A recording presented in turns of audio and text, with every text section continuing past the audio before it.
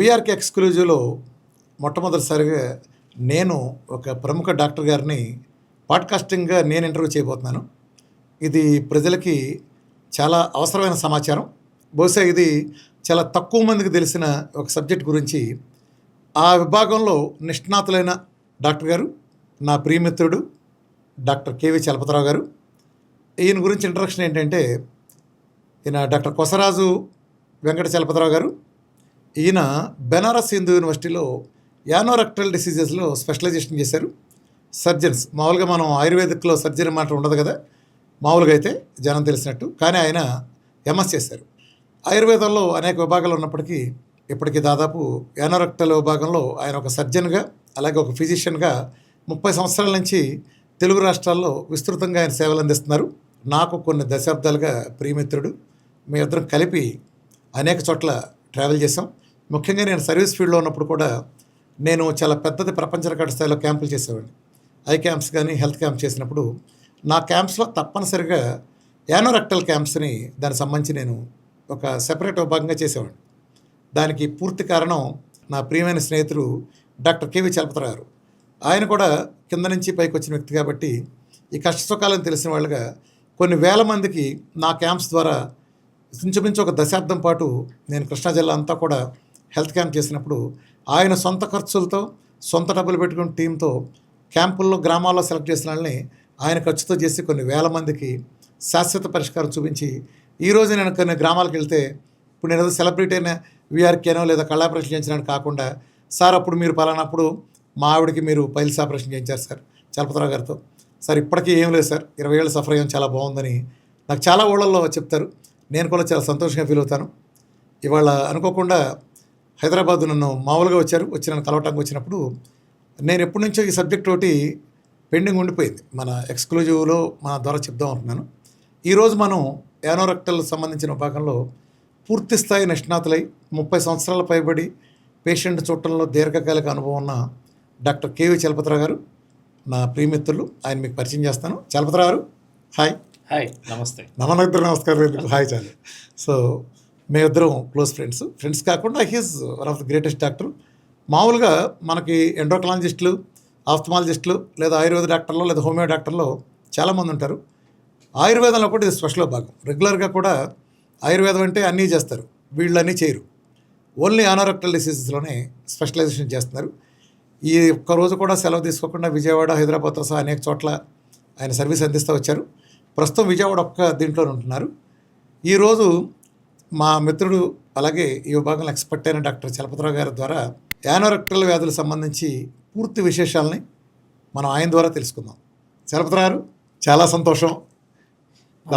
కృష్ణ, నేను యాక్చువల్గా వేరే పని మీద హైదరాబాద్ వచ్చిన మిమ్మల్ని కలవటం జరిగింది. మీరు పర్సనల్గా ఇన్వైట్ చేసి, సరే మీరు కంపల్సరీగా మీతో ఒక పాడ్కాస్ట్ చేయదలుచుకున్నాను అని చెప్పినప్పుడు చాలా సంతోషించాను.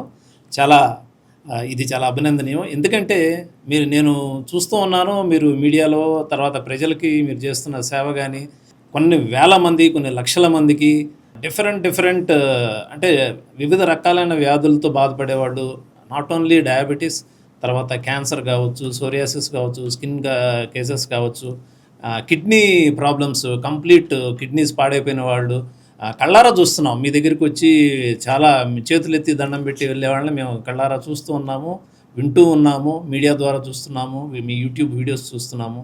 చాలా చాలా సంతోషం రామకృష్ణ. నాకు ఈ అవకాశం ఇచ్చినందుకు నేను ప్రత్యేకంగా ధన్యవాదాలు కూడా తెలుపుకుంటున్నాను. సో బేసికల్గా వాళ్ళ ఉద్దేశం ఏంటంటే, ఎవరు ఎక్స్పర్టైజ్గా చెప్పాలి, యానోరెక్టల్ డిసీజెస్ గురించి చాలా డెప్త్గా, అంటే సామాన్యమైన సగటువాడికి అర్థమయ్యేటట్టుగా చెప్పాలి. మీరు గ్రాంథిక సంస్కృతం వాడద్దు, అలాగే అడ్వాన్స్ ఇంగ్లీష్ వాడద్దు. మామూలు నాటు తెలుగులో ఇప్పుడు పైల్స్ అంటారు, ఇంకేదో లూటీలు అంటారు, ఇలా అంటారు అనుకోండి.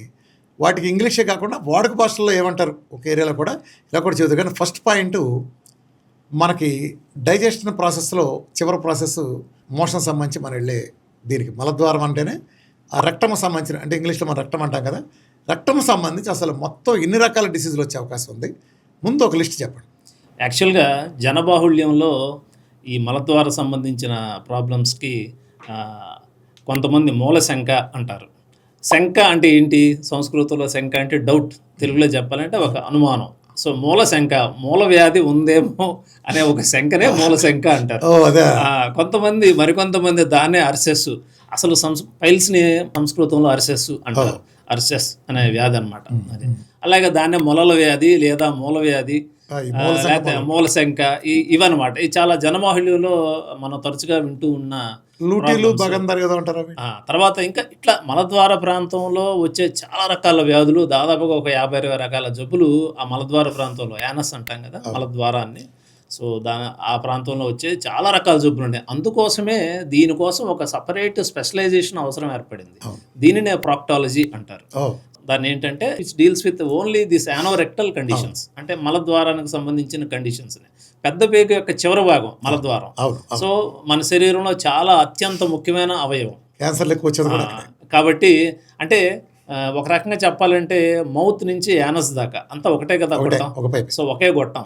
సో దానిని మనం వివిధ పేర్లు పెట్టాం. ఎందుకు అంటే మన సౌలభ్యం కోసం, సైంటిఫిక్, అంటే ఒక్కొక్క అవయవానికి ఒక్కొక్క ఫంక్షన్ ఉంటుంది, ఫిజియలాజికల్ ఫంక్షన్ ఉంటుంది. మౌత్ అంటే అన్నవాహిక, మౌత్ అంటే మనం ఈ నోరు అంటాం కదా. తర్వాత అన్నవాహిక అంటే ఈసోఫాగస్. ఆమాశయము అంటే స్టమక్ అంటాం. చిన్న పేగు అంటాం, స్మాల్ ఇంటెస్టైన్. పెద్ద పేగు కోలాన్ అంటాం. అలాగే చివరి భాగాన్ని సిగ్మాయిడ్ కోలన్ తర్వాత వచ్చేది రెక్టమ్ అండ్ యానస్. సో దానిని మలద్వార ప్రాంతం అంటాం. సో మలద్వార ప్రాంతంలో వచ్చే జబ్బుల సముదాయాన్ని డీల్ చేయడానికి పనిచేసే స్పెషలిస్ట్ డాక్టర్స్నే ప్రాక్టాలజిస్ట్ అంటారు. ఇప్పుడు మీరు ప్రాక్టాలజిస్ట్ అవుతారా? ప్రాక్టాలజిస్ట్ అంటే అలోపతి భాష లేకపోతే మీ ఆయుర్వేద భాష? దేంట్లో చెప్పుకున్నా కూడా మలద్వారానికి వచ్చే స్పెషాలిటీ బ్రాంచ్ ఇది. ఓకే. అయితే నేను మన అసోసియేషన్లో మనం క్యాంప్స్ చేసేవాళ్ళం. మీకు గుర్తున్నాయి ఆ రోజులన్నీ? అవునవును. కృష్ణా జిల్లాలో 10 ఏళ్ల పాటు చాలా విస్తృతంగా, చాలా మంది. ఇవాళ రామకృష్ణ వచ్చాడు, చాలా మందికి 10 ఏళ్ళు క్రితం వచ్చి పబ్లిక్ మీటింగ్లు చెప్తా ప్రపంచం తిరిగాడు అనుకుంటారు. దాని ముందు చాలా చరిత్ర ఉంది సర్వీస్లో. దాని బ్యాక్గ్రౌండ్ స్టోరీ చాలా ఉంది. దానికి మళ్ళీ 10 ఏళ్ల పాటు కృష్ణా జిల్లాలో ప్రతి విలేజ్ టచ్ చేస్తా 10 సంవత్సరాలు అప్రతిహతంగా పెద్ద క్యాంప్స్. చివరికి అమెరికా నుంచి కూడా డాక్టర్లు తీసుకొచ్చేవాళ్ళు. నా మీటింగ్లకి 25-30 వేల మంది వచ్చేవాళ్ళు. వచ్చినప్పుడు మీకు గుర్తుంది కదా, వస్తే అప్పుడు వచ్చినప్పుడు అనేవాళ్ళు ఏంటి ఎంత జనం అంటే, నాకు ఇప్పుడు వచ్చేది ఏంటి, అప్పుడు నేను మన క్యాంపులు చేసినప్పుడే మన మచిలీపట్నం క్యాంప్ గుర్తుందా? 18,800 రిజిస్టర్డ్ ఓపీ, 18,800. ఆ రోజు డెంటిస్ట్ మన శశి ఆధ్వర్యంలో 200 మంది టీం వచ్చారు. ఒక పక్కన మీరు ఈ ఐ ఆపరేషన్లో మచిలీపట్నంలో చేసిన 18,800 రిజిస్టర్డ్ పేర్లతో సహా నా దగ్గర ఉన్నాయి. ఒకే రోజు పొద్దు నుంచి సాయంత్రం వరకు చేసాం. ఇవన్నీ అసలు చాలేదు కాదు టైం. అసలు రాత్రి Tuesday run into night also, రాత్రిపూట కూడా చేయాల్సి వచ్చింది. పొద్దున్న బిగిన్ చేస్తే 7 గంటలకు బిగిన్ చేస్తే రాత్రి 9-10 కూడా అయ్యేది ఓపీలో. ఏది 200 మంది డాక్టర్లు పెట్టినా కూడా అమెరికా నుంచి డాక్టర్లు తీసుకొచ్చేవాళ్ళం. అదంతా ఒక మధుర స్మృతి. కానీ నేను అప్పటి నుంచి పబ్లిక్లో మీకు నేను థ్యాంక్స్ చెప్పలేకపోయాను. ఇప్పుడు నేను చేస్తే చాలా పెద్ద వ్యవస్థలా చేసేవాడిని. నాకు తానా నుంచి సపోర్ట్ చేసేవాళ్ళు, చాలామంది సపోర్ట్ చేసేవాళ్ళు. కానీ మీ విభాగానికి సంబంధించి టోటల్గా ఎక్స్పెండిచర్ అంతా, ఇప్పుడు నాది అక్కడ క్యాంప్ ఆ రోజు అయిపోతే తర్వాత మీరు అపాయింట్మెంట్ ఇచ్చి విజయవాడ వచ్చిన వాళ్ళందరూ కూడా మీ సొంత డబ్బులు ఫ్రీగా చేశారు, పూర్తి ఫ్రీగా. పోలీస్ డిపార్ట్మెంట్లో మీరు 200 మంది పని చేశారు. ఇప్పటికీ నన్ను కలిసిన పోలీస్ వాళ్ళు ఒకసారి మీరు చేయించారు. అప్పుడు డైపర్లు వేసుకునేవాళ్ళం, అప్పటి నుంచి లేదనేవాళ్ళు. ₹1 తీసుకోకుండా చేశారు. నేను మీకు మనస్ఫూర్తిగా థ్యాంక్స్ చెప్తాను. ఈ సందర్భంగా అవకాశం దొరికింది. ఈ 30 ఏళ్ళలో నాకు కుదరలేదు మీకు పర్సనల్గా చెప్పడానికి. సో అందరూ ఎదురుకుండా చెప్తున్నాను. సో బాగా జరిగింది. సో ఆ సందర్భంగానే నేను చాలా ఆశ్చర్యపోయింది ఏంటంటే, మన క్యాంపులు విలేజ్లో పెట్టినప్పుడు మీది క్యాంపును మూల పెట్టేవాళ్ళు. ఎందుకంటే మీ దగ్గర రావడానికి ఏదో తప్పు చేసినట్టుగా సంకోచం ఉండేది. కంటి ఆపరేషన్ చేసుకుంటూ వచ్చాడు, మీసాలు వెళ్ళేసుకుంటూ వచ్చేవాడు. మీ దగ్గరకు వచ్చాడు, ముఖంలో మాస్క్ కట్టుకొచ్చేవాడు. యానోరెక్టల్ ప్రాబ్లం అంటే చెప్పుకుంటాం సమాజంలో ఇన్సల్ట్ అని. సో కృష్ణా జిల్లాలో మనం గమనించింది ఏంటంటే, వేల మంది ఆడవాళ్ళకి ఈ ప్రాబ్లం ఉండటం. వాళ్ళు 30 ఏళ్ళు 20 ఏళ్ళు 25 ఏళ్ళు భరించారు, కానీ భర్తతోని పిల్లలతో కూడా చెప్పుకోవాలి. అంటే మా మోషనల్ ప్రాబ్లం అవుతుంది చేస్తుందని. అవన్నీ మనం సక్సెస్ఫుల్గా చేయగలిగాం. అది జస్ట్ మనం మిస్ అవుతాం. రోజున చాలా మార్పు వచ్చింది. అప్పటికి ఇప్పటికీ చాలా మార్పు వచ్చింది. ఎందుకంటే మనం ప్రజల్లోకి, ప్రజాబాహుళ్యంలోకి ఇవన్నీ తీసుకెళ్ళగలిగాం. ఇదేం దాచుకోవాల్సిన జబ్బు కాదు, మనం ఓపెన్గా డిస్కస్ చేయాల్సిన ప్రాబ్లం ఇది. సరైన డాక్టర్ ఉంటే కనుక, మంచి డాక్టర్ ఉంటే కనుక ఇది చాలా ఈజీగా మనం దాన్ని సరిచేయొచ్చు అనేది ఒక దీన్ని మనం ప్రజల్లోకి తీసుకెళ్ళాం. కాబట్టి నేను ఆల్ ఇండియా రేడియోలో టాక్స్ చేసినప్పుడు కానీ, వేరే దూరదర్శన్ ఇటువంటి టాక్స్ ఇచ్చినప్పుడు కానీ చాలా అవేర్నెస్ చాలా క్రియేట్ చేయగలిగాం. కాబట్టి అప్పటికి ఇప్పటికి చాలా మార్పు వచ్చింది. చాలా ఓపెన్గా ఇప్పుడు ఆడపిల్లలు ఏంటి, మగవాళ్ళు ఏంటి, పిల్లలు ఏంటి ఓపెన్గా వచ్చి డిస్కస్ చేస్తారు. ఏదైనా సిగ్గుపట్ల అది లేకుండా పోయింది. అది అట్లాగే అసలు మొత్తం లిస్ట్గా చెప్పండి. పాపులర్ మీరు 50-60 అంటే 50 వద్దు, ఒక 7-8 ఒక టాప్ ఉంటాయి కదా, అంటే ప్రజల్లో 90% మందికి వచ్చాయి, ఒక ఖచ్చితంగా 7-8 ఉంటాయి. మలద్వారానికి సంబంధించి ప్రధానంగా ఎక్కువ మంది ప్రాబ్లం మనం చూసుకునేది ఏంటంటే మలబద్ధకం. కాన్స్టిపేషన్. జనరల్గా మనం ఎదురు చూసే ఎక్కువ వ్యాస్ట్ మెజారిటీ ఆఫ్ ద ప్రాబ్లమ్స్లో ప్రధానంగా చూసేది మలబద్ధకమే. మలబద్ధకమే ఇస్ ద ప్రధానమైన కారణం మిగతా ఏర్పడటానికి. అందుకని దాని గురించి ఎక్కువ స్ట్రెస్ చేస్తున్నాం.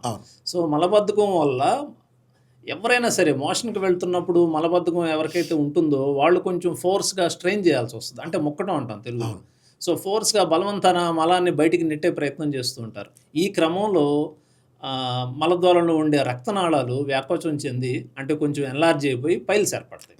వాటినే మనం మొల్లని, మలద్వార గొట్టం లోపల చిన్న ద్రాక్ష పళ్ళల్లే మీకు అది ఏలాడి గొట్టంలోకి ఏలాడుతూ ఉంటాయి. లోపల బయట కూడా. మలద్వారం లోపల పైల్స్ అంటే ఇంటర్నల్ పైల్స్. మా ఉద్దేశం ఇంటర్నల్ పైల్స్. ఎక్స్టర్నల్ పైల్స్ కూడా ఉంటాయి, కానీ అవి అంత ప్రమాదకరం కాదు. సో మనం డీల్ చేయాల్సింది ఇంటర్నల్ పైల్స్ గురించి. ఎప్పుడైనా సరే లో నుంచి బయటకు వచ్చేది internal piles, they protrude out side, కాబట్టి దాన్ని ప్రొలాప్స్డ్ పైల్స్ అంటారు వాటిని. సో వాటిల్లో కూడా సో మలబద్ధకం వల్ల ప్రధానంగా మనం ఎదురు చూసేది ఇదొకటి. రెండోది ఏంటంటే మలద్వార గోడలు చీరుకుపోతాయి. మోషన్ ఎప్పుడైతే టైట్గా హార్డ్గా అవుతుందో దాన్ని స్కై బ్యాలెన్స్ స్టూల్ అంటారు ఇంగ్లీష్లో. సో అంటే ఇప్పుడు ఫోర్స్గా ఎప్పుడైతే స్ట్రెయిన్ చేస్తున్నాడో పేషెంట్, సో రుద్దుకుని మలద్వార గోడలు రుద్దుకుని అక్కడ ఉన్న పల్సడి పొరలు మెమ్బ్రెయిన్స్ రప్చర్ అవుతూ ఉంటాయి. రప్చర్ అయిపోయి అక్కడి నుంచి బ్లడ్ పడుతూ ఉంటుంది. విపరీతమైన మంట, పోటు, నొప్పి, పేషెంట్ అల్లాడుతూ ఉంటారు. దొడ్లోకి వెళ్ళి వచ్చాక కూడా చాలాసేపు డాక్టర్ గారు సూదులతో గుచ్చినట్టు నొప్పి ఉంటుంది, బాధ ఉంటుంది, బ్లడ్ అక్కడ మోషన్ మీద చార్లాగా నిలువుగా చార్లాగా అంటుకుని పడుతుంది. ఇట్లా రకరకాల సిమ్టమ్స్ ఉంటాయి. దాంట్లో కూడా ప్రధానంగా pain is the main symptom అనమాట. కానీ పైల్స్కిను ఈ ఫిషర్స్కి ప్రధానమైన డిఫరెన్షియేటింగ్ ఫ్యాక్టర్ ఏంటంటే అంటే సో ఫిషర్స్. రెండోది ఏంటంటే మలద్వారం ఎక్కువగా చూసే కేసుల్లో ఇదనమాట. ఫిషర్ అంటే మలద్వారం గోడలు చీరుకుపోయి చిట్లిపోయి బాగా ఇబ్బంది కలిగించడం ఫిషర్ అంటాం. మూడోది ఎక్కువగా చూసే కేసుల్లో మలద్వారం చుట్టూతా రంధ్రాలు పడిపోవడం, ఫిస్టులా అంటాం కదా, వాటిని భగంధర వ్యాధి అంటారు. భగంధర వ్యాధి, దాన్నే తెలుగులో లూటీ వ్యాధులు అంటారు. ఫిస్టులా అన్నా భగంధర వ్యాధి అన్నా లూటీ అన్నా ఒకటే. సో జనబాహుళ్యం లూటీ పడిందిరా అంటారు. అంటే ఏంటి లూటీ అంటే ఏంటి? బ్యాంకు లూటీ వేసినట్టు మలద్వారానికి ప్యారల్గా వేరే చోట అర్థం కావాలంటే బ్యాంకు లూటీ చేశాడు రా అంటే ఏంటి? కన్నం పెట్టాడు రా అని కదా. సో మలద్వారం దగ్గర కన్నం పట్టానే లూటీ అంటారు. హోల్ పడిపోవడం. యాక్చువల్గా మోషన్కి వెళ్ళే మార్గం నుంచి రక్తం నుంచి మోషన్ రావాలి, పక్కన ఉన్న రంధ్రం నుంచి కూడా మోషన్ కారుతాం. బైపాస్ వేసుకుంటూ ఉంటాం. ఒక సెపరేట్ ట్యూబ్ లాగా ఫామ్ అయిపోతుంది. నిప్పుడుతుందా? పెయిన్ఫుల్ గా ఉండదు. అది ప్రధాన కారణం ఏంటంటే ఈ ఫిస్టులాస్లో పెయిన్ ఉండదు. అందుకని పేషెంట్ అశ్రద్ధ చేసేటానికి ఛాన్స్ ఎక్కువ ఉంటుంది. పెయిన్ లేదు కాబట్టి పేషెంట్ నెగ్లెక్ట్ చేస్తారు. కానీ ఆ మలద్వార హోల్స్ అలా ఉన్నప్పుడు పక్కన ప్యారల్గా సైడ్ పడినప్పుడు వాటి నుంచి మలం లీక్ అయ్యే అవకాశం ఉంటుంది కదా? ఉంటుందిగా, డెఫినెట్గా. అంటే మనకు గుర్తుగా చాలా మంది డైపర్లు వేసుకొచ్చారు. అందుకే సో ఇప్పుడే వీళ్ళు ఏంటంటే డయాపర్లు వేసుకోవడం, డాక్టర్ గారు అండర్వేర్ తడుస్తుంది, డ్రాయర్ తడుస్తుంది, లుంగీలు ఖరాబ్ అయిపోతున్నాయి, రక్తం గారటం, రసి గారటం, ఇవన్నీ కూడా. సో ఒక లిస్టులో మనం చూసుకున్నట్లయితే ప్రధానంగా మనం మలబద్ధకం తర్వాత పైల్స్ తర్వాత ఫిషర్స్, తర్వాత ఫిస్టులా, ఇట్లా చాలా రకాలు. మలద్వారం చుట్టూ ఎప్పుడైతే చెమ్మ తడి ఉంటుందో ఫంగల్ ఇన్ఫెక్షన్స్కి ఆస్కారం ఎక్కువ ఉంటుంది. సో యానోరెక్టల్ కండిషన్స్లో స్కిన్ కండిషన్స్ కూడా చాలా చాలా ఇంపార్టెంట్ అనమాట. అందులో పెరియానల్ ఫంగల్ ఇన్ఫెక్షన్స్ రావడం, అక్కడ చాలా రకాల ప్రాబ్లమ్స్ ఉత్పన్నం అవుతూ అలాంటిది. ఇంకొక ఇంపార్టెంట్ ఎక్కువగా అశ్రద్ధ చేసేది మేము చూస్తున్నది ఏంటంటే సంఘంలో, డాక్టర్ గారు నాకు వేడి చేసింది అంటాడు పేషెంట్. నిజానికి ప్రాబ్లం ఏదో ఉంటుంది, వాళ్ళకి తెలియదు. కానీ పేషెంట్స్ ఏంటంటే నాకు వేడి చేసేసి మొల్ల బయటేసిన డాక్టర్ గారు, లేకపోతే రక్తం పడింది డాక్టర్ గారు అంటారు. ఒక చిన్న ఉదాహరణ చెప్తాను మీకు. అంటే చాలా సీరియస్ మ్యాటర్ ఇది. మనం ఏదో నవ్వులాటకు చెప్పుకున్నట్లు ఉంటుంది. కానీ ఒక లేడీ సుమారుగా ఒక 50 ఏళ్ళు ఉంటాయి ఇప్పుడు, డాక్టర్ గారు పరీక్ష చేయించుకోవడానికి కూడా సిగ్గుపడిద్దారు. ఎందుకంటే జనరల్గా మరి లేడీస్ అవ్వడం వల్ల కొంచెం మగ డాక్టర్లను కాకపోయినా అసలు డాక్టర్తో చూపించుకోవడం అరుదు. పైగా మలద్వారం most sensitive area in the body. So చూపించుకోవడానికి ఇబ్బంది. డాక్టర్ గారు లక్షణాలు చెప్తాను, మీరు నాకు మందులు రాసి ఇవ్వండి, కొద్దిగా వేడి చేసిందిలే అంది. అట్లా కాదమ్మా, పరీక్ష చేయిందే ఏ స్పెషలిస్ట్ మందులు అనేది ఇవ్వకూడదు, ముందు వ్యాధి నిర్ధారణ చేయాలి, ముందు పరీక్ష చేసి physical examination is a must అని చెప్పినా వినలేదు ఆవిడ. బలవంతంగా గడ్డం పట్టుకుని బతిమాలింది. డాక్టర్ గారు నాకంటే చాలా చిన్నోళ్ళు మీరు, ఈసారి వద్దులే మందులు రాయండి బాబు అంటే బలవంతాన మందులు రాయించిందండి. సో నాకు ఇష్టం లేదు, కానీ తప్పక రాయాల్సి వచ్చింది. రాయాల్సి వచ్చింది. సిమ్టమ్స్ బట్టి సిమ్టమాటిక్ ట్రీట్మెంట్ అంటాం దాన్ని, అంటే ప్రొవిజనల్ డయాగ్నోసిస్ అది. కానీ ఉమ్మన్ డాక్టర్ చూస్తే సరిపోతుంది కదా. సరిపోతుంది, కానీ ఆ స్పెషలిస్టులు ఉంటారు తక్కువ కదా. ఇప్పుడు ఈ ఫీల్డ్లో చాలా తక్కువ ఉంటారు. కానీ ఇప్పుడు జరిగింది చెప్తున్నాను వినండి, చాలా ఆశ్చర్యంగా ఉంటుంది. 6 months దాకా రాలేదు ఆ పేషెంట్. తర్వాత 6 months తర్వాత ఫ్యామిలీ మెంబర్స్ ఆవిడ మోసుకుని వచ్చారు. చాలా సన్నగా అయిపోయింది అనమాట. కంప్లీట్ అంటే ఏమంటారంటే క్యాకెక్సియా అంటారు దాన్ని ఇంగ్లీష్లో, అంటే స్కెలిటన్ లైక్. అంటే జస్ట్ స్కెలిటన్ మీద మనం జస్ట్ ఇట్లా దుప్పటి చుట్టినట్టు ఉంటుంది అంతవరకే. దానికి స్కెలిటన్కి మనం బట్టలు వేసినట్టు అంత సన్నబడిపోయింది. ఏంట్రా అని చూస్తే అప్పుడు బాగా బ్లీడింగ్ అవుతుంది, చెక్ చేస్తే మొత్తం ఆ యానల్ కెనాల్ మొత్తం పెద్ద ట్యూమర్ ఫామ్ అయింది, క్యాన్సర్ ఫామ్, సిఏ రెక్టం అయిపోయింది. సో మొదట్లోనే అదే చెప్పాను, మొదట్లోనే ఈవిడ పరీక్ష చేయించుకుని ఉండుంటే 6 నెలల క్రితం మనం ఫస్ట్ స్టేజ్ ఆఫ్ క్యాన్సర్ ఉన్నప్పుడే మనం దాన్ని అరికట్టగలిగేవాళ్ళం, సరైన ప్లేస్కి ఆవిడని రిఫర్ చేసి రక్షించగలిగేవాళ్ళం. ఇట్లాంటి కేసులు చాలా ఉంటాయండి. మనం మొహమాటం వల్ల, లేకపోతే మనం బిడియం వల్ల, మన సిగ్గుపడో దాచుకుంటే జరగబోయే పర్యవసానాల గురించి నేను చెప్తున్నాను.